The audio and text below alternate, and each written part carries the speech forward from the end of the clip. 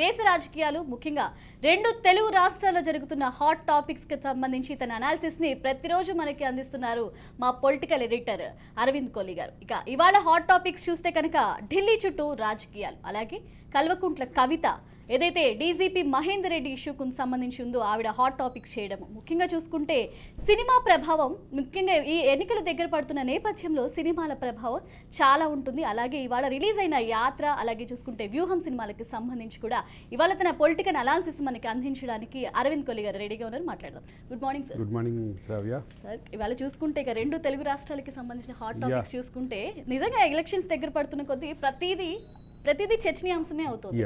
ఇక ఢిల్లీ చుట్టూ రాజకీయం అన్నట్టు మొన్న చంద్రబాబు నాయుడు గారి ఢిల్లీ పర్యటన, ఇవాళ జగన్ పర్యటన, ముఖ్యంగా చూసుకుంటే దీనికి సంబంధించి బీజేపీతో పొత్తు అంశాలకు సంబంధించి ప్రతిదీ హాట్ టాపిక్ గా నడుస్తుంది. ఎందుకు వెళ్ళారు, ఎందుకు వెళ్లాల్సి వచ్చింది, అసలు ఆంధ్రప్రదేశ్ రాజకీయ వేడి అంతా ఢిల్లీలో ఉన్న చలిని పోగొడుతోందని భావించాలేమో.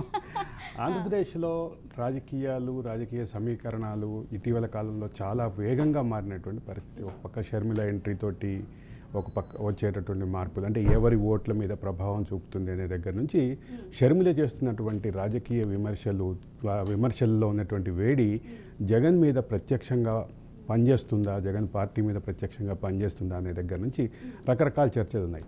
అనూహ్యంగా ఎన్డీఏలోకి చంద్రబాబుకి ఆహ్వానం వచ్చిందంటూ ఒక వార్త మాత్రం సంచలనంగా మారింది.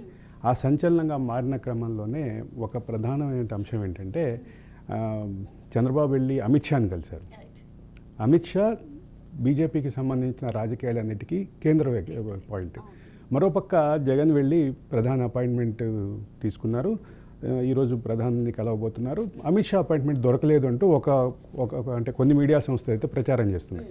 వీటిలో వాస్తవాలు ఎలా ఉన్నా ఒక విషయం క్లియర్గా గమనించాల్సింది ఏంటంటే, మేజర్ ఓట్ షేర్ ఉన్న పార్టీలు అన్నీ మైనర్ అంటే చాలా తక్కువ ఓట్ షేర్ ఉన్నటువంటి బీజేపీ తోటి సహకారం కోసం, బీజేపీతో కలిసి ప్రయాణం కోసం, అది ప్రత్యక్షంగా కానీ పరోక్షంగా కానీ బీజేపీ బ్లెస్సింగ్స్ కోసం ఆధారపడి ఆంధ్రప్రదేశ్ రాజకీయాలన్నీ బీజేపీ చుట్టూ తిరుగుతున్నటువంటి పరిస్థితి. బీజేపీ అభివృద్ధి కోసం ఒక టాపిక్ అయితే, అంటే అభివృద్ధికి సంబంధించిన అంశాలు మాట్లాడడం ఒక టాపిక్ అయితే, ఇక ఏవైనా పొత్తు కోసం వెళ్ళారా అనేది టాపిక్. అంటే వైసీపీ బీజేపీ పొత్తు, బహిరంగ పొత్తు డైరెక్షన్లో ఆ రకమైనటువంటి ఇండికేషన్స్ ఏం లేవు. ఆ రకమైన ఆస్కారం కూడా నాకు తెలిసినంత వరకు లేనట్లే చెప్పాలి. కానీ పొత్తు దిశగా వెళ్ళే కంటే కూడా తెలుగుదేశంతో పొత్తుతో వెళ్ళొద్దు అని ఇన్ఫ్లుయెన్స్ చేయడానికి ఆ రకమైనటువంటి రిక్వెస్ట్ తోటి ఏమైనా వెళ్ళారా అనేదే ప్రధానంగా గమనించాలి. ఈ మొత్తం వ్యవహారంలో కనిపిస్తుంది, నేను ఇందాక చెప్పినట్టుగా, అంటే అతి తక్కువ ఓట్ షేర్ ఉన్నటువంటి ప్రధాన రాజకీయ దేశంలో ఈరోజు అధికారంలో ఉన్నప్పటికీ ఆంధ్రప్రదేశ్లో వాళ్ళ ఓట్ షేరు ఆల్మోస్ట్ నెగ్లిజిబుల్. అటువంటి ఓట్ షేర్ ఉన్నటువంటి పార్టీ యొక్క గుడ్ లుకింగ్స్లో పట్టడం కోసం వాళ్ళతోటి ఏదైనా బహిరంగ పొత్తు లేదా బ్లెస్సింగ్స్ కోసం రెండు ప్రధాన కూటమిలు, ఒక పక్కన పవన్ కళ్యాణ్ అండ్ చంద్రబాబు కూటమి, రెండో పక్క జగన్మోహన్ రెడ్డి, వీళ్ళిద్దరూ ఆ పొత్తు కోసం ప్రయత్నించటం, పొత్తు కోసం బ్లెస్సింగ్స్ కోసం తిరగటం అనేది ఖచ్చితంగా అది ఒక పాయింట్. అంటే ఇప్పుడు మొన్న జరిగిన తెలంగాణ ఎలక్షన్స్ విషయానికి వస్తే అప్పటికే టీడీపీ జనసేన అనేది పొత్తు ఉంటుందని కన్ఫర్మేషన్. అప్పుడు బీజేపీకి వచ్చి పవన్ కళ్యాణ్ తో సపోర్టివ్ గా తీసుకొని ఇక్కడ ప్రచారం కూడా చేయించిన నేపథ్యం. ఇప్పుడు అసలు ఈ బీజేపీ సపోర్టు ఎటువైపు ఉంటుంది? బీజేపీ సపోర్ట్ ఎటువైపు ఉంటుంది అనే క్రమంలో ఒక దేశవ్యాప్తంగా జరుగుతున్న రాజకీయ సమీకరణాల గురించి మాట్లాడాలి. దేశవ్యాప్తంగా ఎన్డీఏ, ఇండియా రెండు కూటములుగా విడిపోయినటువంటి పరిస్థితి నుంచి ఇండియా కూటమి నుంచి ఒక్కొక్క పార్టీ బయటికి రావటం, బయటికి వచ్చిన పార్టీల్లో ఇప్పటికే నితీష్ కుమార్ ఇటువైపు రావటం, ఆర్ఎల్డి మేము ఎన్డీఏతో ఉంటామని చెప్పటం, అంటే ఎన్డీఏకి దగ్గరగా రావటం. రెండో పక్క అసలు అంటే ఒక పెద్ద రిమార్కబుల్ చేంజ్ ఏంటంటే, శివసేన మాది కాషాయ పార్టీనే, మేము వీఆర్ వెరీ మచ్ క్లియర్ మాది కాషాయ పార్టీనే అని చెప్పటం. ఇదైతే మాత్రం కొంచెం ఎన్డీఏకి సానుకూలంగా, ఇండియా కూటమికి ప్రతికూలంగా భావించాలి. ఆ క్రమంలోనే ఎన్డీఏ కూటమికి దూరమైనటువంటి శక్తులన్నింటినీ దగ్గర చేసే క్రమంలో తెలుగుదేశాన్ని కూడా మళ్ళీ పిలిచారా అనేటటువంటి చర్చ ఉంది. అసలు ఇక్కడ ఇంకో మాట కూడా చెప్పాలి, టీఆర్ఎస్ కూడా ఎన్డీఏలో చేరే అవకాశాలు కూడా మనం కాదనలేని పరిస్థితిలో ఉన్నాం ఇప్పుడున్నటువంటి రాజకీయ పునరేకీకరణలో. ఎందుకంటే ఇక్కడ ప్రధానంగా ఉన్నటువంటి కాంగ్రెస్కి గట్టిగా వ్యతిరేకంగా నిలబడే క్రమంలో దేశవ్యాప్తంగా కాంగ్రెస్ని వీక్ చేసే క్రమంలో టీఆర్ఎస్ని కూడా బీజేపీ ఎన్డీఏలో కలుపుకోవాలనేటటువంటి చర్చ అయితే ఒకటి విస్తృతంగా దేశ రాజకీయాల్లో, ఢిల్లీ రాజకీయాల్లో వినిపిస్తోంది.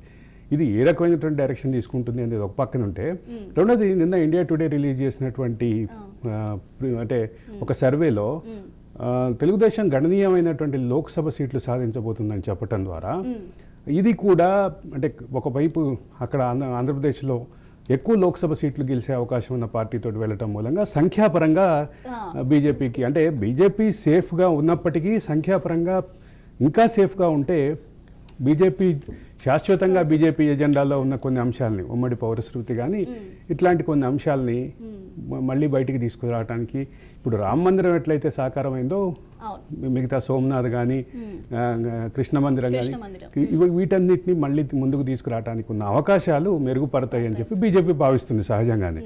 అంటే 370 సీట్లు టార్గెట్ అయినప్పటికీ మిత్రపక్షాలతో కలిపి 450 తెచ్చుకుంటామన్న ధీమా ఏదైతే ఉందో ఆ ధీమా రావాలంటే పెద్ద నెంబర్ ఉన్నటువంటి వాళ్ళనే పిలుస్తారు, పెద్ద నెంబర్ ఉన్న వాళ్ళతో కలిసి వెళ్తారు. అయితే ఇక్కడ మళ్ళా ప్రధానంగా నేను గత 2 రోజులుగా చెప్తున్న మాటే మళ్ళా ఇవాళ కూడా చెప్తాను, పొత్తు కలవటం ముఖ్యం కాదు. పొత్తు పై స్థాయిలో అయిన పొత్తు కింది స్థాయి వరకు 3 దశల్లోనూ, అంటే నాయకుల స్థాయిలో పొత్తు, కార్యకర్తల స్థాయిలో కలిసి పనిచేయటం, ఓటర్ల స్థాయిలో ఓట్ల ట్రాన్స్ఫర్, ఈ 3 అయినప్పుడు మాత్రమే, ఇవి 3 పూర్తి స్థాయిలో అయినప్పుడు మాత్రమే దీనికి ఈ పొత్తుకి ఒక సహకారం ఉంటుంది, పొత్తుకి ఒక సానుకూలమైనటువంటి రిజల్ట్ ఉంటుంది. ఈ మొత్తం జరగాలంటే ఇది పైనుంచి కింది స్థాయి దాకా 2014లో అది జరిగింది, సక్సెస్ఫుల్గా జరిగింది. మోడీ కేంద్రంలో రావాల్సిన అవసరాన్ని బీజేపీ కార్యకర్తలతో పాటు తెలుగుదేశం జనసేన కార్యకర్తలకు గుర్తించారు. ఇక్కడ చంద్రబాబు ముఖ్యమంత్రి కావాల్సిన అవసరాన్ని బీజేపీ కార్యకర్తలు, జనసేన కార్యకర్తలు, తెలుగుదేశం కార్యకర్తలు గుర్తించారు. కార్యకర్తలు గుర్తించడంతో పాటు ఓటు కరెక్ట్గా వాళ్ళకు ఉన్నటువంటి సాలిడ్ కన్సాలిడేటెడ్ ఓటు ఏదైతే ఉందో ఆ ఓటు కూడా ట్రాన్స్ఫర్ అయింది. దాని ఫలితం సానుకూలమైనటువంటి ఫలితం వచ్చింది. ఈసారి కూడా అది జరగాలంటే మాత్రం ఖచ్చితంగా అది జరగాల్సినటువంటి పరిస్థితి. మొత్తానికి ఏదైతే ఢిల్లీ చుట్టూ రాజకీయాలు అన్నట్లు ఇది ఢిల్లీ చుట్టూ తిరుగుతుంది ఇప్పుడు కథ 2-3 రోజుల నుంచి అంతా కూడా అదే హాట్ టాపిక్. ఢిల్లీ చుట్టూ తిరుగుతోంది, మోడీ అమిత్ షా చుట్టూ తిరుగుతోంది అనే చెప్పుకోవాలి. ఒక్క మాటలో చెప్పాలంటే మోడీ అమిత్ షా చుట్టూ తిరుగుతోంది రాజకీయం అంతా. నేను చెప్పినట్టుగానే చాలా తక్కువ vote share, negligible vote share ఉన్నటువంటి పార్టీ చుట్టూ, ఆ పార్టీ అధినాయకత్వం చుట్టూ రాజకీయం. ఇదే అంశం సార్. ఇంకొకటి ఏంటంటే యాక్చువల్గా ఈ 2 days నుంచి రిలీజ్ నిన్న రిలీజ్ అయిన యాత్ర మూవీ అయినా వ్యూహం సినిమాకి వచ్చేటప్పటికి దానికి కూడా మొన్నటి వరకు సెన్సార్ బోర్డు ద్వారా కొన్ని ఇష్యూస్ ఉండడం వల్ల అది రిలీజ్ కి సంబంధించిన కొన్ని ఇష్యూస్ జరిగాయి. బట్ నిన్న రిలీజ్ అయిన యాత్ర మూవీ అటు వైసీపీకి కంప్లీట్ గా ప్లస్ అవుతుంది. ఈ సినిమా వల్ల రాజకీయాల్లో మార్పులు జరగచ్చు, జగన్ కి ప్లస్ అవుతుంది ఈ సినిమా. ఎందుకంటే ఎమోషనల్ గా బాండ్ చేసింది. అంటే నిజంగా సినిమాల ప్రభావం అనేది జనాల మీద ఎంతవరకు ఉంటుందో యాత్ర ద్వారా తెలుసుకోవచ్చు అనే ఒక టాపిక్ కూడా నడుస్తుంది. ఎంతవరకు ఇది కరెక్ట్? అంటే 2019 ఎన్నికలలో సినిమాల ప్రభావం చాలా ఉంది. కథానాయకుడు ఎన్టీఆర్ బయోపిక్ 2 సినిమాలు ఏదైతే ఉన్నాయో అవి ఒకవైపు రిలీజ్ అయితే ఇంకో పక్క యాత్ర రిలీజ్ అయింది. కానీ యాత్రనేమో ఆ ఎమోషన్స్ని టచ్ చేసింది. కథానాయకుడు అంటే మహానాయకుడు, కథానాయకుడు మాత్రం ఆ స్థాయిలో సక్సెస్ అవ్వలేదు. కానీ సక్సెస్ అవ్వకపోవడానికి ఒక ప్రధాన కారణం ఏంటంటే అప్పటికే ప్రభుత్వ వ్యతిరేకతని వైసీపీ విపరీతంగా రెచ్చగొట్టి పెట్టింది. దాని నేపథ్యంలో రాజశేఖర రెడ్డి ఎమోషన్ని ఒక పక్క రెచ్చగొట్టింది, ఇంకో పక్క అది ఒక కేటగిరికల్గా ఒక అంటే ఒక కేటగిరీస్ పెట్టుకొని ఈ సెగ్మెంట్స్ మీద ఇట్లా పనిచేయాలి అని ఒక వ్యూహాత్మకంగా చేసింది. ఆ వ్యూహాత్మకంగా చేసినటువంటి పరిస్థితిని అది ఒక పక్క ఉంటే, రెండోది లక్ష్మీస్ ఎన్టీఆర్ అని రామ్ గోపాల్ వర్మ ఒక సినిమా తీశారు. అది ఎక్కడా ప్రజల్ని ఆకట్టుకోలేదు. ఈసారి రామ్ గోపాల్ వర్మ సినిమా కూడా పెద్దగా ఆకట్టుకునేటటువంటి పరిస్థితికి మరో లక్ష్మీస్ ఎన్టీఆర్ అయ్యే అవకాశాలే ప్రాథమికంగా ఉంటే, ఎంత లక్ష్మీస్ ఎన్టీఆర్ అయినా ఎంత నెగటివ్ షేడ్స్ ఎక్కువ చూపిస్తున్నప్పుడు ఈ వ్యూహం సినిమా అలాంటి ప్రభావం ఖచ్చితంగా జనాల మీద ఎక్కువ. లక్ష్మీస్ ఎన్టీఆర్ లో కూడా చాలా టార్గెటెడ్ గా చేశారు, కానీ జనాన్ని ఆకట్టుకోలేకపోయింది. ఇప్పుడు లక్ష్మీస్ ఎన్టీఆర్ సినిమా యొక్క టార్గెట్ ఏదైతే ఉందో ఆ టార్గెట్ వచ్చింది. కానీ సినిమా అంటే లక్ష్మీ ఎన్టీఆర్ సినిమా ఎందుకు తీశారు రామ్ గోపాల్ వర్మ? చంద్రబాబు నాయుడు అధికారంలోకి దించేసి జగన్మోహన్ రెడ్డిని ఎక్కించడానికి తీశారు. కానీ లక్ష్మీ ఎన్టీఆర్ లక్ష్మీ ఎన్టీఆర్ ఆకట్టుకోలేకపోయింది ప్రజల్ని. నేను చాలా కేటగిరికల్గా చెప్తున్నాను. ఆ సినిమా రామ్ గోపాల్ వర్మ తీసిన కారణం ఏదైతే ఉందో ఆ కారణం సక్సెస్. కానీ ఆ కారణం సక్సెస్ అవ్వడానికి ఈ సినిమా కారణం కాదు. అప్పుడు సక్సెస్ అలాగే అయింది. మరి ఇప్పుడు కూడా వ్యూహం మాత్రం వ్యూహం అంటే రామ్ గోపాల్ వర్మ సినిమా రామ్ గోపాల్ వర్మకి సంబంధించినటువంటి ఇటీవల సినిమాల ట్రాక్ రికార్డు ఇటువంటివన్నీ చూస్తే వ్యూహం పెద్ద గొప్పగా అంటే ఇంకోటి చెప్పాలి ఇక్కడ. తెలుగుదేశం పార్టీ ఎంతసేపు వ్యూహం చుట్టుబడి అసలు యాత్రని మర్చిపోయింది. యాత్ర విషయంలో మరోసారి మొదటిసారి యాత్ర లాగానే ఎమోషన్స్ని రెచ్చగొట్టే ప్రయత్నం చేస్తున్నారు. జగన్ ఒక పెద్ద అంటే మెస్సయ్య లాగా ఒక జనోద్ధారకుడుగా క్రియేట్ చేస్తున్నారు. ఆ రకమైనటువంటిది జనాన్ని హత్తుకుంటే మాత్రం రాజకీయంగా వాళ్ళకి ఉపయోగపడేటువంటి అవకాశం ఉంది. అయితే మీరు ఇక్కడ ఇంకోటి మర్చిపోతున్నారు, ఇంకోటి మర్చిపోయారు. ఇదే టైంలో అమరావతి రైతుల మీద ఈ మధ్యకాలంలో ఒక సినిమా వస్తోంది. దాని ట్రైలర్ కూడా దాదాపు 1,10,00,000 1,20,00,000 మంది చూశారు. దాని మీద అంటే ఆ ట్రైలర్ని డౌన్లోడ్ చేసుకుని దాన్ని ముక్కలుగా చేసి గుడివాడ నాని మీద కానీ ఇటువంటి వాళ్ళ మీద ట్రోల్స్ అయితే విపరీతంగా అవుతున్నాయి. అది కూడా ఒకవైపు ప్రజలను ఆకట్టుకోవడంలో సక్సెస్ అయినట్టుగానే భావించాలి. ఎన్నికల్లో ఫలితాలు ఎట్లా ఉంటాయో వీటి ఫలితాలు మనం ఇప్పుడే చెప్పలేం. కానీ జనంలో కళారూపం జనంలోకి మాత్రం ఖచ్చితంగా వెళ్ళింది, బాగా దూసుకుపోయింది అని మాత్రం చెప్పగలం. ఖచ్చితంగా సినిమాల ప్రభావం ఖచ్చితంగా ఉంటుంది. ఇందాక మీరు ఒక మాట అన్నారు, ఏదైతే అన్నారో నిజంగా టార్గెట్ చేయాల్సిన దాన్ని చేయలేదు. అనవసరమైన రామ్ గోపాల్ వర్మ సినిమా మీద టార్గెట్ అంటే ఇప్పుడు నేను చెప్తున్నది ఏంటంటే యాత్ర సినిమా సక్సెస్. యాత్ర జనాన్ని ఆకట్టుకుంది. జనాన్ని దృష్టిలో రాజశేఖర్ రెడ్డి ఎమోషన్ని టచ్ చేసింది. అదే సందర్భంలో యాత్ర 2 కూడా అట్లాగే ఉందంటున్నారు. ఒక పక్క ఎమోషన్ అంటే వైసీపీ చేసినటువంటి ట్రాప్లో పడిందా తెలుగుదేశం అనిపిస్తుంటుంది ఒక్కోసారి. ఎందుకంటే వ్యూహం సినిమా లక్ష్మీ ఎన్టీఆర్ ఏమి జనాన్ని ఆకట్టుకోలేదు. లక్ష్మీ ఎన్టీఆర్ రెండో రోజే సినిమా ఎవరు చూసిన వాళ్ళు లేరు. థియేటర్ రిలీజ్లో రెండో రోజే ఎవరు చూసిన వాళ్ళు లేరు. వైసీపీ వాళ్ళకే నచ్చలేదు లక్ష్మీ ఎన్టీఆర్ సినిమా. నాకు తెలిసి లక్ష్మీపార్వతికి కరడుగట్టిన అభిమానులు కూడా ఎవరికి నచ్చుండకపోవచ్చు. ఎందుకంటే అది మరీ ఎక్స్ట్రీమ్ విద్వేషంగా చేసిన సినిమాగా అంటే ఒక కుటుంబాన్ని ఒక రాజకీయ కుటుంబాన్ని టార్గెట్గా చేసినటువంటి సినిమాగానే కనిపించింది తప్ప ఎమోషన్ ఎక్కడ కనిపించినటువంటి పరిస్థితి. ఇది ఇట్లా ఉంటే రెండో పక్క ఏదైనా జనాలు ఎమోషనల్ గా ఏది తీసినా కనెక్ట్ అవుతారు. అది ముఖ్యంగా సినిమాల ప్రభావం అనేది మాత్రం ఖచ్చితంగా జనాల మీద ఉంటుందని చెప్పుకోవాలి. సరిగా తెలంగాణ టాపిక్ విషయానికి వస్తే నిన్న జరిగిన తెలంగాణ అసెంబ్లీ బడ్జెట్ సమావేశాలు, మొదటి సమావేశాలు. ఈ సమావేశానికి మన కేసీఆర్ అటెండ్ కాలేదు. దీనికి సంబంధించి రేవంత్ రెడ్డి కూడా ఫైర్ అయిన సందర్భాలు కనిపించాయి. కేసీఆర్ బదులుగా హరీష్ రావు అటెండ్ అయ్యారు. దీనికి బీఎస్సీకి హరీష్ రావు వచ్చారు. బీఎస్సీలో మెంబరే రావాలి కదా అని ఒక సహజంగా అయితే బీఎస్సీలో సభ్యులు ఎవరైతే ఉంటారో వాళ్ళు మాత్రం వెళ్ళాలి. రిప్రజెంటేషన్ వెళ్ళటాన్ని రూల్స్ ఒప్పుకోవు, సాంప్రదాయాలు ఒప్పుకోవు. కానీ సహజంగానే ముఖ్యమంత్రి తరఫున ప్రతిపక్ష నాయకుడి తరఫున వేరే వాళ్ళు వెళ్ళటం అనేది సహజంగానే జరుగుతుంది. అయితే ఇంకొక వివాదం ఉంది. అంటే ప్రధాన ప్రతిపక్ష నేతకి చిన్న ఛాంబర్ కేటాయించారంటూ ఒక విమర్శ బాగా సర్క్యులేషన్లో ఉంది. దీని విషయానికి వస్తే అసలు ప్రతిపక్షం ఉందనే గుర్తించని గత 10 ఏళ్ల పాలన ఇప్పటి ప్రతిపక్షంగా గుర్తించి ప్రతిపక్షంగా ఇచ్చేటటువంటి సౌకర్యాలను ఇచ్చి అంటే కేసీఆర్కి గౌరవం విషయంలో ఇంకో విమర్శ కూడా ఉంది. కేసీఆర్ ఎమ్మెల్యేగా ప్రమాణ స్వీకారం చేస్తుంటే మంత్రులు కూడా స్వయంగా వెళ్ళి ఆయనకి గౌరవం ఇచ్చారు. ఆయన అంటే ప్రభుత్వం ఆయనకి సగౌరవంగానే ఆయనకు ఆ కార్యక్రమం కూడా ఏర్పాటు చేసింది. ప్రోటోకాల్ని కూడా కాదని మంత్రులు కూడా వెళ్ళారు అంటూ ఒక ఇది ఉంది. ఎందుకంటే మిగతా ఎమ్మెల్యేలు ఎవరైనా ప్రమాణ స్వీకారం చేస్తే ఎమ్మెల్యేలు ఎమ్మెల్సీలో ప్రమాణ స్వీకారం చేస్తే ఎమ్మెల్సీలు అయితే కౌన్సిల్ చైర్మన్ రూమ్లో కానీ లేదంటే వీళ్ళైతే స్పీకర్ ఛాంబర్లో కానీ చేస్తారు. చేసే క్రమంలో మంత్రులు వెళ్ళటం ఇదంతా కొంచెం ప్రోటోకాల్ని కూడా పక్కన పెట్టి చేశారంటూ విమర్శ ఉంది. అంత గౌరవం ఇచ్చినటువంటి కాంగ్రెస్ ప్రభుత్వం ఆయనకి చిన్న రూమ్ కేటాయించింది అంటూ విమర్శ చేయటం, దాన్ని ఎట్లా చూడాలి. కానీ ఒకటి మాత్రం క్లియర్, పులి వచ్చేస్తోంది అంటూ హైప్ క్రియేట్ చేశారు. మొదటి రోజు పులి రాలేదంటూ సెటైర్లు అయితే బాగా వినిపిస్తున్నాయి. చూడాం ఇవాళ రేపట్లో మరి నిజంగానే కేసీఆర్ ఎంటర్ అవుతారా, కేసీఆర్ ఎంటర్ అయితే శాసనసభలో ఏ రకమైనటువంటి హడావిడి చేయబోతున్నారు, ఏ రకమైనటువంటి విమర్శలు చేయబోతున్నారు. ముఖ్యంగా ఆయన చుట్టూ తిరుగుతున్నటువంటి పలు విమర్శలు, మేడిగడ్డ కానీ, కాళేశ్వరం కానీ, సుందిళ్ళ బ్యారేజ్ కానీ, ఇప్పుడు కొత్తగా మిషన్ భగీరథ మీద కానీ, ఇవన్నిటికీ ఎటువంటి సమాధానం చెప్పబోతున్నారు చూడాలి. రెండోది ధరణి విషయంలో చాలా విమర్శలు ఉన్నాయి. ధరణిలో హైవేలకి ఎప్పుడో ల్యాండ్స్ ఇచ్చేసిన వాటిని కూడా ధరణిలో చూపించి రైతు బంధు పొందారంటూ ఒక పక్క రాజీవ్ రహదారి, మరో పక్క శ్రీశైలం హైవే విషయంలో చాలా వివాదాలు ఉన్నాయి. వీటన్నిటికీ ఏ రకమైనటువంటి సమాధానం చెప్తారో కేసీఆర్ ఈ బడ్జెట్ సమావేశాల్లో చూసే అవకాశం అయితే మనకు వస్తుంది.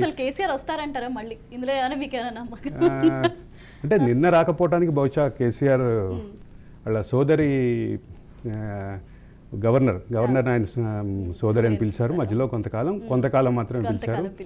ఆ సోదరి ప్రసంగాన్ని వినకపోవటం, సోదరుడు వినకపోవటం కొంచెం మనలాంటి వాళ్ళకి అరే ఈ కేసీఆర్ వస్తే బాగుండేదేమో అనిపిస్తుంది.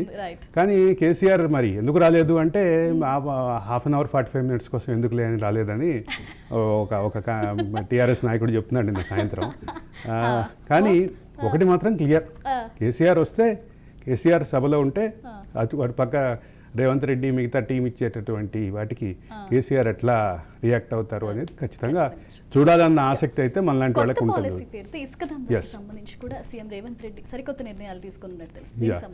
అంటే దీనికి సంబంధించి ఇసుక చుట్టూ వివాదం అయితే ఇవాళ కొత్తది కాదు. ఆంధ్రప్రదేశ్లో అయితే అసలు ఇసుక చుట్టూ గత ప్రభుత్వం మీద విమర్శలు ఉన్నాయి, ఈ ప్రభుత్వం మీద విమర్శలు ఉన్నాయి. నాకు గుర్తున్నంత వరకు దశావతారం సినిమాలో ఒక క్యారెక్టర్ మొత్తం ఇసుక చుట్టే తిప్పారు కమల్ హాసన్. అంటే ఇసుక అనేది నేను ఎప్పుడో ఒక 10 ఏళ్ల క్రితం ఒక ఆర్టికల్లో ప్రస్తావించాను. ల్యాండ్, శాండ్, మైను, వైను, ఈ 4 లేని రాజకీయం, ఈ 4టితో సంబంధం లేని రాజకీయ నాయకుల్ని చూడగలమా అని. అట్లాగే ఇప్పుడు శాండ్ అనేది చాలా కీలకమైనటువంటిది.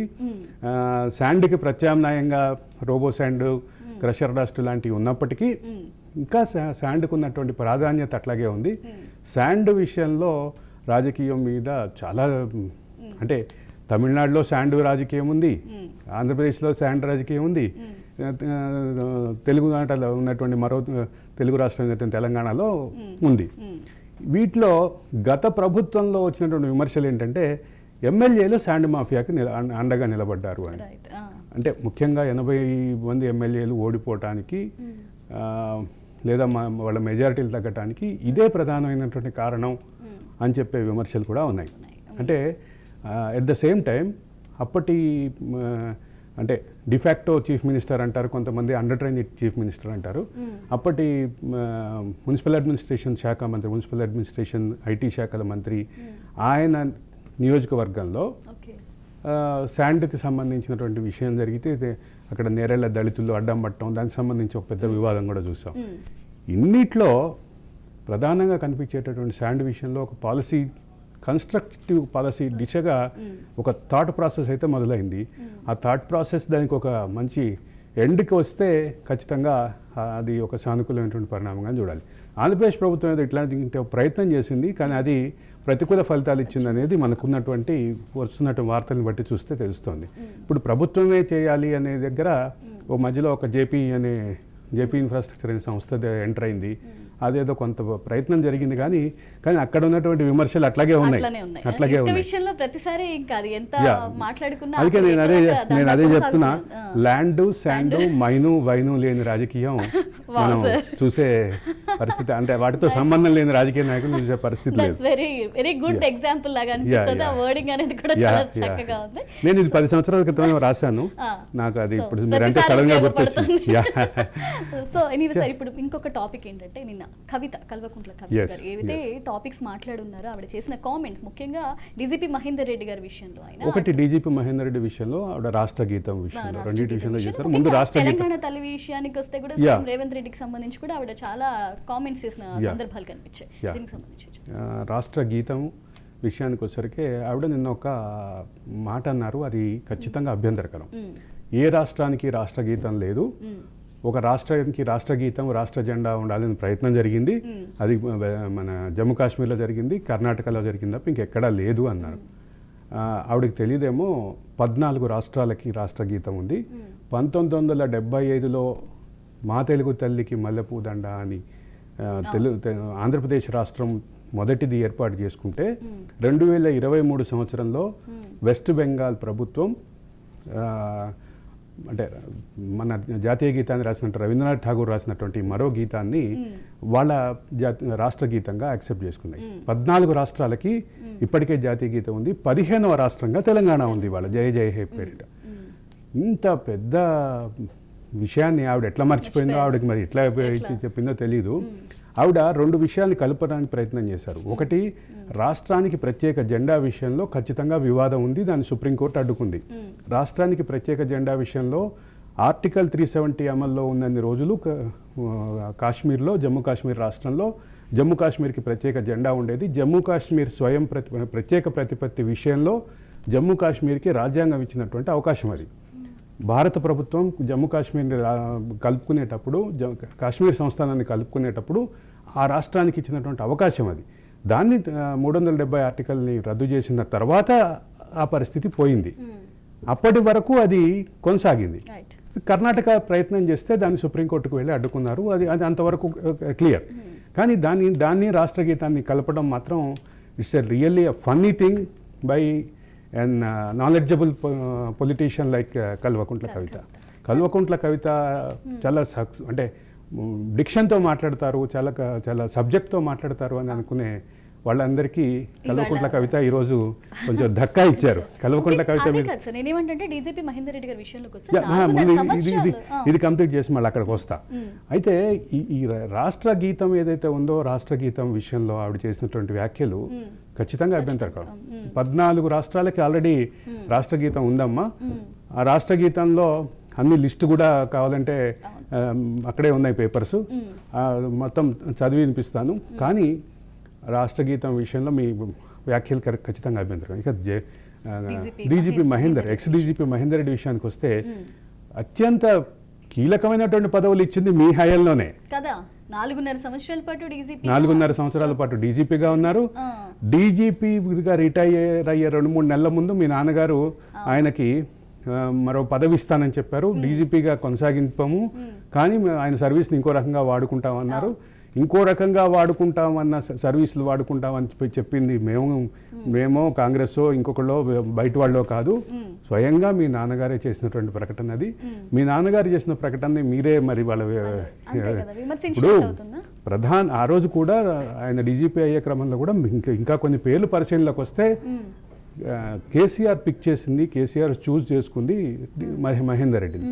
మహేందర్ రెడ్డికి సంబంధించిన ట్రాక్ మీద మాకు కొన్ని అభ్యంతరాలు ఉన్నాయి, ఇంకా కొంతమందికి కొన్ని అభ్యంతరాలు ఉన్నాయి, ప్రభుత్వానికి కూడా కొన్ని అభ్యంతరాలు ఉన్నాయి. ప్రభుత్వం దాన్ని నియామకం చేయటం పట్ల కొన్ని అభ్యంతరాలు ఉన్నప్పటికీ ఇది మాట్లాడే అర్హత మీకు లేదనేది క్లియర్. ఎందుకు లేదు అంటే ఆయనని అగ్రస్థానాన్ని కూర్చోబెట్టింది మీరు, ఆయనకు అగ్రపీఠం వేసింది మీరు, ఆయనని ప్రతి దశలోనూ ఆయనకు అండగా నిలిచింది. ఆయన అంటే ఆయన ప్రస్థానంలో కీలక పాత్ర పోషించింది మీరు. 9.5 సంవత్సరాల తెలంగాణ రాష్ట్ర సమితి పాలనలో ఆయన అగ్రపీఠం వేసి ఇప్పుడు సడన్గా ఆయన మీద మీరు విమర్శలు చేయడం అనేది ఖచ్చితంగా అంటే బీఆర్ఎస్ ప్రభుత్వంలో జరిగిన ఏదైనా కొన్ని ఇష్యూస్ బయటకు వచ్చే అవకాశం ఉంటుంది కాబట్టి ఈ డిమాండ్ పెట్టారా ఈవిడ? ఇది ఖచ్చితంగా అంటే విమర్శకులకు మీరు ఒక కొత్త పాయింట్ ఇస్తున్నారు శ్రావ్య, రాజకీయ విమర్శలు చేసే వాళ్ళకి. అంటే వాళ్ళు పెట్టుకున్న డీజీపీ వాళ్ళు చేసిన ఇదే, కానీ ఇప్పుడు ఇవాళ వద్దు అంటున్నారంటే మీ ప్రభుత్వంలో జరిగిన ఏవైనా అవకతవకలు బయటకు వస్తాయనే ఇది తోటి ఈ డిమాండ్ పెడుతున్నారు. అంటే డీజీపీ వ్యవహారంకి వచ్చేసరికి డీజీపీ మీద అభ్యంతరాల విషయానికి వస్తే ఆ డీజీపీ హైల్లోనే ఎక్కువగా మంది అమాయకులని మీద కేసులు పెట్టి వేధించారు దగ్గర నుంచి చాలా వివాదాలు ఉన్నాయి. కొంతమంది పోలీసు అధికారులకి విపరీతమైనటువంటి పవర్స్ ఇచ్చారు ఆయన హైల్లో అంటూ విమర్శలు ఉన్నాయి. ఫేక్ కేసులు ఎదుర్కొన్న చాలామంది ఆయన మీద విమర్శలు చేశారు, మిగతా పోలీసు అధికారుల మీద విమర్శలు చేశారు. కానీ ఈరోజు కల్వకుంట్ల కవిత చేసినటువంటి విమర్శలు మాత్రం మీరు అన్నట్లుగానే కొత్త కొత్త అనుమానాలని, even you gave new point new version where అంటే కాంగ్రెస్ వాళ్ళకి ఒక మంచి పాయింట్ ఇచ్చారు మీరు. At the same time even మనలాగా అనాలిసిస్ చేసే వాళ్ళకి కూడా అదొక కొత్త పాయింట్ అవుతుంది. ఇలాంటి అనాలిసిస్ గురించి చేసేటప్పుడే సార్ మా అలాంటి యాంకర్స్ కి ఇలాంటి క్వశ్చన్స్ అన్ని బయటకు వస్తుంటాయి, అంటే మాలో ఉన్న అనుమానాలన్నీ బయటకు వస్తుంటాయి అనమాట. సో ముఖ్యంగా చూసుకుంటే తెలంగాణ తల్లి విగ్రహం గురించి కూడా ఆవిడ కొన్ని మాటలు మాట్లాడారు. అంటే లైక్ సీఎం రేవంత్ రెడ్డి ఎవరైతే ఉన్నారో అమ్మని పోలిన పోలిక అంటూ కూడా ఆయన పోల్చుకున్న సందర్భం, దీనికి సంబంధించి రేవంత్ రెడ్డి ఈ పోలిక చేయటం ఇవాళ కొత్త కాదు.